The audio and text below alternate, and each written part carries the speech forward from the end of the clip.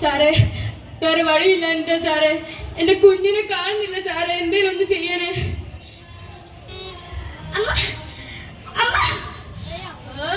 ഈ പൊട്ട ചെറുക്കൻ ഇവനോട് ചോദിച്ചാ ഇവൻ പറയാൻ കുറച്ചെന്തേനെ പറയടാ സാറേ. എൻ്റെ കുഞ്ഞിനൊന്നും ചെയ്യല്ലേ സാറേ, അവന് പെങ്ങളെന്ന് പച്ച ജീവനാ.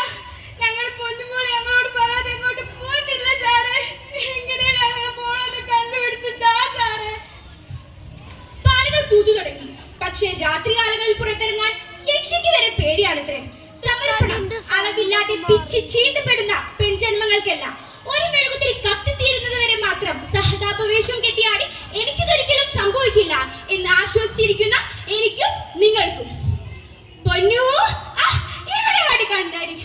അയ്യോ അച്ഛാ, ഇന്ന് പോയി വരുമ്പോ ഒരു കോലുമിട്ടായി വാങ്ങിക്കൊണ്ട് വരുമോ? എനിക്കും അച്ഛന് പൊന്നുമക്കൾക്ക് അച്ഛൻ എല്ലാം വാങ്ങിക്കൊണ്ട് വരാം. ആലുവ ടൗണിൽ പോയെന്ന് വരട്ടെ കേട്ടോ. രണ്ടുപേരും ഇവിടെ നിൽക്കാണോ?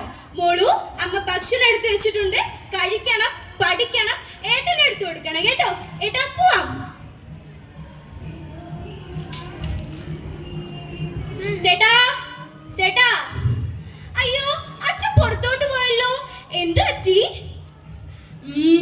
അറിയായിരുന്നു, എന്നാലും അങ്കിളിന്റെ സുന്ദരി കുട്ടിക്ക് അങ്കിൾ എന്താ കൊണ്ടുവന്നേന്ന് കാണണ്ടേ. ടെടാ ചോക്ലേറ്റ്. എനിക്കാണോ? മോക്കിന് വലിയ ഇഷ്ടാ. എന്തായി കാണിക്കുന്നേ? എന്തിനാ ഇങ്ങനെയൊക്കെ തൊടുന്നേ? പേടിയാ. എന്തിനാ ഇങ്ങനെയൊക്കെ തൊടുന്നേ? മോക്ക് പേടിയാ. പേടിക്കല്ലേ. എന്തിനാ മോള് പേടിക്കുന്നേ? അങ്കിളല്ലടാ, എന്തിനാ പേടിക്കുന്നേ? അയ്യോ മോളൊന്നും ചെയ്യല്ലേ, മോക്ക് വേദനയാ. അയ്യോ വേണ്ട, മോക്ക് വേദന, മോളൊന്നും ചെയ്യല്ലേ.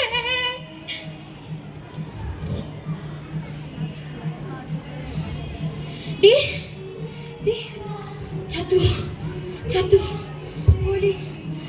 പോലീസ് കുപ്പ തൊട്ടി.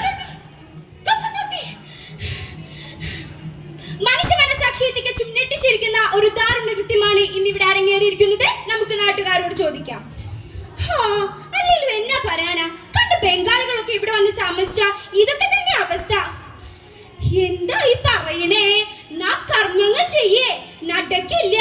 അത് ഏതോ അന്യനാട്ടിൽ നിന്ന് വന്ന ഒരു കുട്ടിക്കായി നടക്കില്ല. എനിക്കും എന്റെ ഫോഴ്സിനും കുട്ടിയെ രക്ഷിക്കാനായില്ലെങ്കിലും ക്രിമിനലിനെ ഞങ്ങൾ കണ്ടെത്തി. ഞാനും എന്റെ പാർട്ടിയും ഇതിനെതിരെ ശക്തമായി പ്രതിഷേധിക്കും. എന്തായാലും എല്ലാരും ഞങ്ങൾക്ക് വോട്ട് ചെയ്യണം.